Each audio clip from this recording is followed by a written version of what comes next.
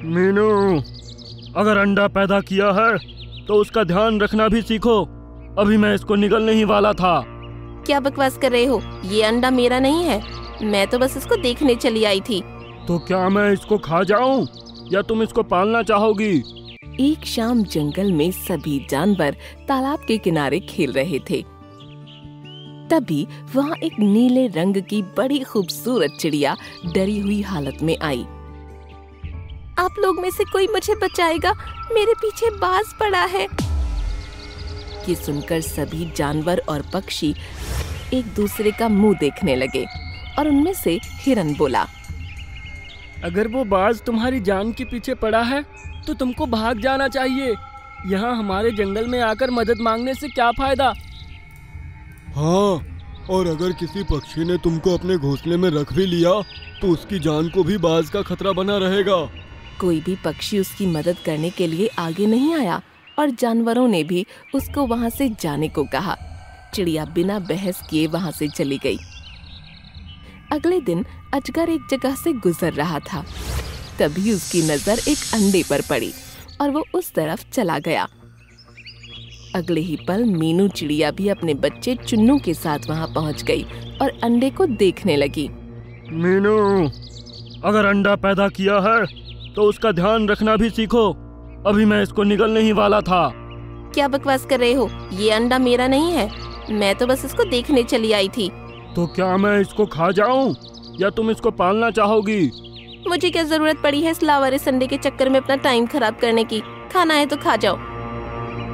Mummy, जिसका ये अंडा है वो चिड़िया कितना परेशान हो रही होगी।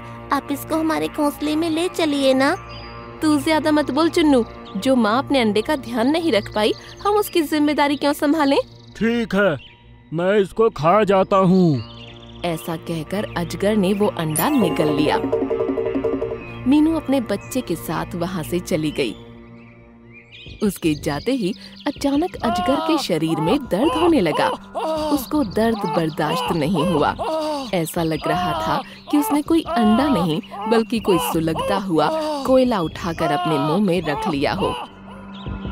मोंटू बंदर ऊपर पेड़ पर बैठा ये सब देख रहा था। तभी अंडा उसके मुंह से बाहर निकला और अजगर गायब हो गया। अरे बाप रे, ये कैसे हुआ? एक अंडे को खाने पर कोई गायब कैसे हो सकता है? इस तरफ मीनू चिड़िया भी अपने घोंसले में बैठी बैठी गायब हो गई। अगले दिन कालू बिल्ला और भूरा बिल्ला जंगल में खाने की तलाश में घूम रहे थे। तभी उनको वही अंडा नजर आया। दोनों फटाक से उसके पास पहुँचे। मेरा है। नहीं, मेरा है। तुम इस पर अपनी गंदी नजर मत डालो। तभी वहाँ पर नीली चिड़िया आ गई और बोली, तुम दोनों प्लीज इसको मत खाओ, ये अंडा मेरा है। अगर पैदा किया है तो उसका ध्यान भी रखना चाहिए था। अब ये सिर्फ मेरा है। ऐसा कहकर कालू बिल्ले ने उसको अपने मुंह में डाल लिया। वो चीखने चिल्लाने लगा। उसको देख भूरा बिल्ला डर गया। फिर अचानक उसके मुंह से अंडा बाहर आया और कालू बिल्ला गायब हो गया। अरे बाप रे, ये क्या है? भूतिया अंडा, भूतिया अंडा! भूरा बिल्ला भी चीखता चिल्लाता वहाँ से भाग निकला। अब जंगल के सभी जानवरों के साथ ऐसे ही वाकये होने लगे। सभी को वो अंडा नजर आता और फिर उसे खाते ही वो गायब हो जाते। शेर खान ने जब देखा कि जंगल के जानवर गायब हो रहे हैं तो उसने सभा बैठाई। हमारे कई जानवर रहस्यमयी तरीके से गायब हो रहे हैं। न उनकी तलाश मिलती है, न वो वापस आते हैं। समझ नहीं आ रहा उन्हें गायब कौन कर रहा है। शेर खान, कालू बिल्ला मेरी आंखों के सामने गायब हुआ था। उसने जैसे ही वो अंडा खाया, पता नहीं कैसे उसकी तबीयत बिगड़ गई और वो अचानक से गायब हो गया। गायब हो गया? क्या मतलब है तुम्हारा? अब भूरे बिल्ले ने वो सारी कहानी कह सुनाई, जिसे सुनकर शेर खान गुस्से में आकर बोला, क्या कहा तुमने? एक मासूम चिड़िया माँ के सामने उसके अंडे पर बुरी नजर डालने पर तुमको जरा भी बुरा नहीं लगा? हम बहुत भूखे थे। ये बहुत ही गलत बात है, लेकिन फिलहाल मैं गायब हुए जानवरों को लेकर परेशान हूँ, इसलिए अभी तुमको छोड़ रहा हूँ। अब मोंटू बंदर ने भी दिमाग पर जोर दिया और शेर खान को बताया कि अजगर भी किसी अंडे को निगलने के बाद ही गायब हुआ था। बहुत ही अजीब बात है, जानवरों के गायब होने की बजाय कोई अंडा भी हो सकता है। सुनने में भी अजीब लग रहा है। मैं सभी जानवरों को हुक्म देता हूँ कि जिसे भी कहीं कोई अंडा दिखाई दे तो उसको खाने की कोशिश ना करें। किसी दूसरे जानवर को भेजकर उसी टाइम मुझे वहाँ बुलवा लें। सभी जानवरों के दिल में अब अंडे का डर बैठ गया था। एक दिन अचानक से जंगल में शोर होने लगा। जानवरों के चीखने चिल्लाने की आवाजें जंगल में गूंजने लगीं। उनकी आवाजें सुनकर सभी जानवर इकट्ठा हुए तो उन्होंने देखा कि अब तक जितने भी जानवर गायब हुए थे वो एक जगह जमा हुए थे और उनकी गर्दन छोड़कर बाकी सारा शरीर पत्थर का बना हुआ था। उनके सामने ही वो अंडा भी रखा हुआ था, जिसे देख सभी जानवर डर गए और उन्होंने शेर खान को वहां बुलवा लिया। शेर खान ने अंडे को गौर से देखा और बोला, तुम्हें खाते ही ये जानवर गायब हो गए थे और आज वापस दिखाई दिए हैं, तो इसका शरीर पत्थर का बना हुआ है। मैं समझ गया कि तुम कोई आम अंडे नहीं हो। अपने असली रूप में वापस आओ और हमें बताओ कि तुमने अब तक जो किया उसके पीछे क्या वजह है। अंडा अचानक हिलने लगा और गायब हो गया। ठीक उसी जगह वही नीली चिड़िया नजर आने लगी। सभी उसे देखकर हैरान रह गए। मैं जादुई नगर के जंगल से हूँ और मैं तुम्हारे जंगल के जानवरों का इम्तिहान ले रही थी। मुझे अफसोस है, इस इम्तिहान में तुम्हारे जंगल के सारे जानवर फेल हुए। इतना बड़ा अजगर होकर एक अंडे को निगलने में उसको जरा भी बुरा नहीं लगा। दूसरी थी मीनू चिड़िया, जिसने एक माँ होते हुए भी किसी दूसरी माँ के अंडे की हिफाजत करने की कोशिश नहीं की और उसको छोड़कर चली गई। तीसरा था कालू बिलोटा। मैं तो उसके सामने भी आ चुकी थी। मैंने उससे कहा कि मैंने बड़ी मुश्किल से इस अंडे को पैदा किया है, लेकिन फिर भी उसने मेरी आंखों के सामने मेरे अंडे को खा लिया। और आज जो ये सब जानवर पत्थर के बने हैं, ये सब अपने कर्मों की सजा भुगत रहे हैं। मुझे बहुत बुरा लग रहा है ये जानकर कि मेरे जंगल के जानवर इतने आलसी, लापरवाह और बेरहम हो चुके हैं कि इनको सही गलत की पहचान ही नहीं रही। शेर खान और चिड़िया की बात सुनकर सभी जानवरों को अपनी गलती का एहसास हुआ। सभी ने एक साथ कहा, हम सब गलत रास्ते पर थे। आगे से हम अपनी सारी बुरी आदतों को छोड़ देंगे। उसके बाद पत्थर बन चुके जानवरों ने भी चिड़िया से माफी मांगी। तुम लोगों को अपनी गलती का एहसास हो चुका है, तो मैं तुमको एक और मौका देती हूँ। उम्मीद है तुम लोग फिर से गलती नहीं करोगे। ऐसा कहकर चिड़िया वहाँ से गायब हो गई। अगले ही पल सभी जानवरों के शरीर फिर से ठीक हो गए और सभी खुशी से उछल पड़े। शेर खान भी बहुत खुश हुआ। उस दिन के बाद से सभी जानवरों ने अपनी बुरी आदतें छोड़ दी और अच्छे से अपनी जिंदगी गुजारने लगे। अरे वाह, कितना ताजा और स्वादिष्ट अंडा है। कहते हुए उसने अपना मुंह खोला और एक अंडा निकल गया। आज तो लॉटरी लग गई यार, कहकर उसने दूसरे अंडे पर भी हमला किया और उसको भी निकल गया। आज तो वाकई में मजा आ गया।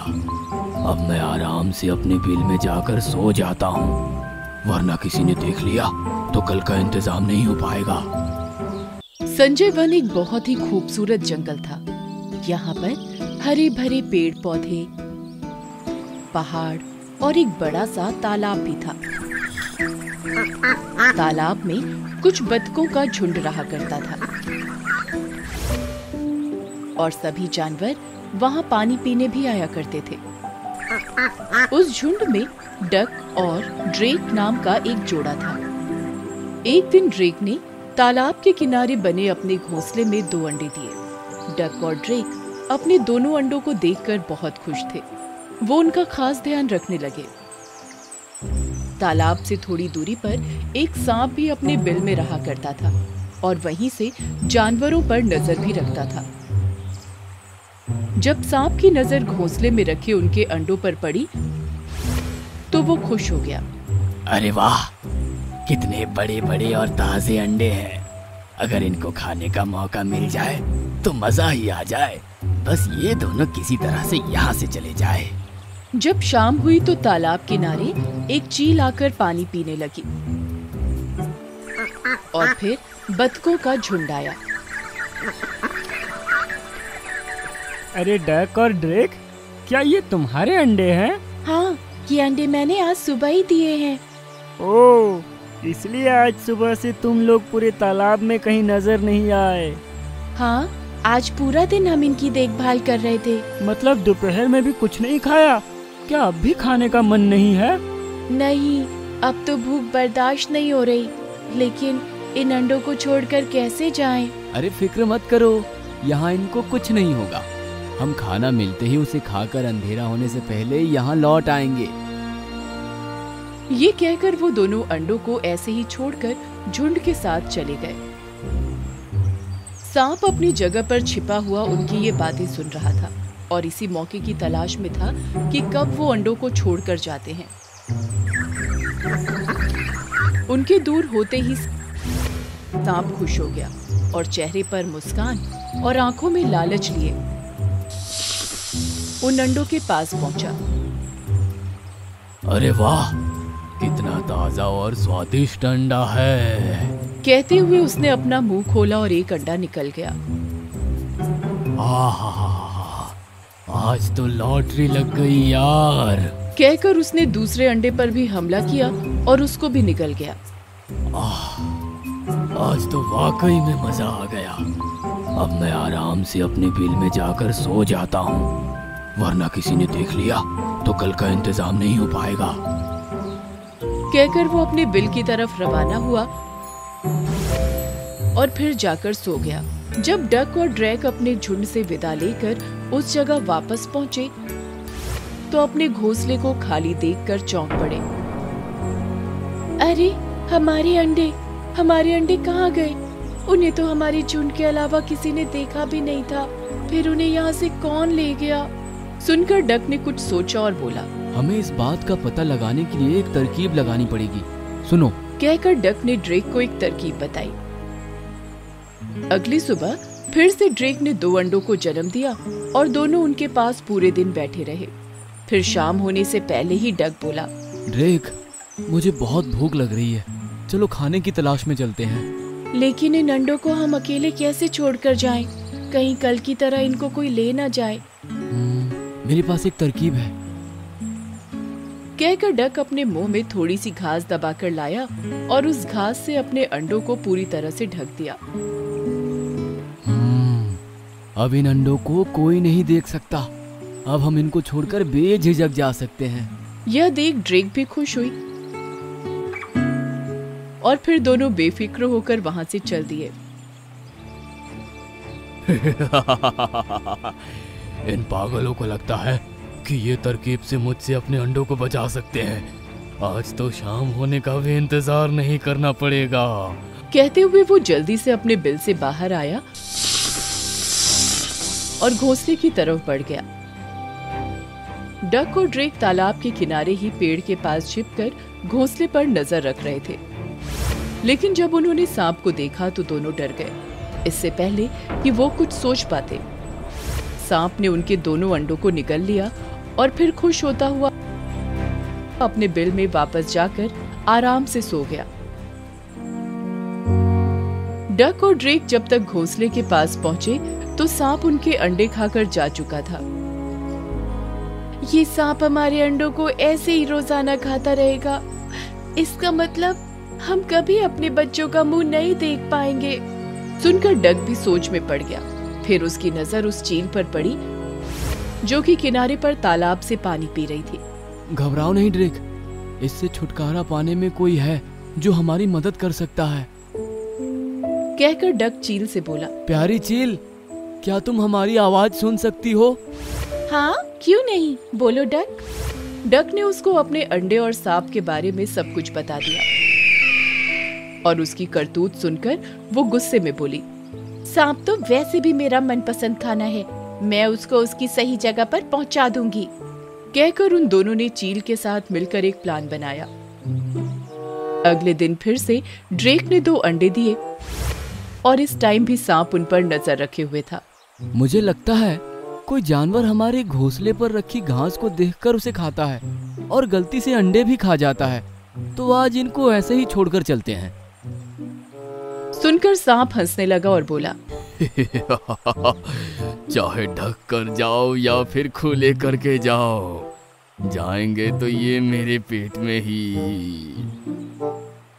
डक और ड्रेक उन अंडों को ऐसे ही छोड़कर चले और उसी जगह पर जाकर छिप गए जहां पिछले दिन छिपे थे।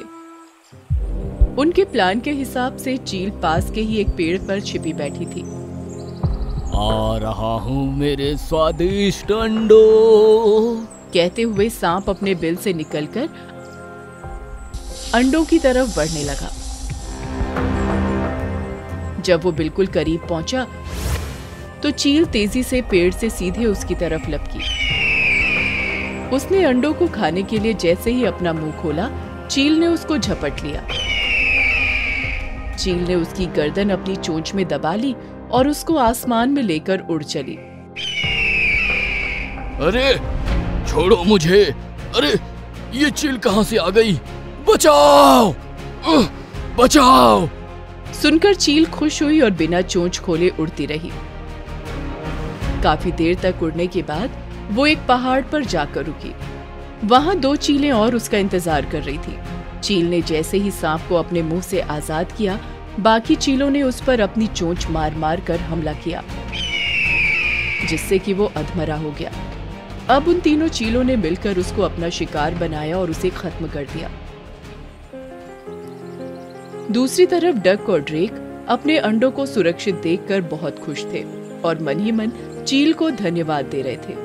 कुछ ही दिनों बाद उन अंडों से बच्चे निकले और फिर डक और ड्रेक अपने बच्चों के साथ खुशी से रहने लगे।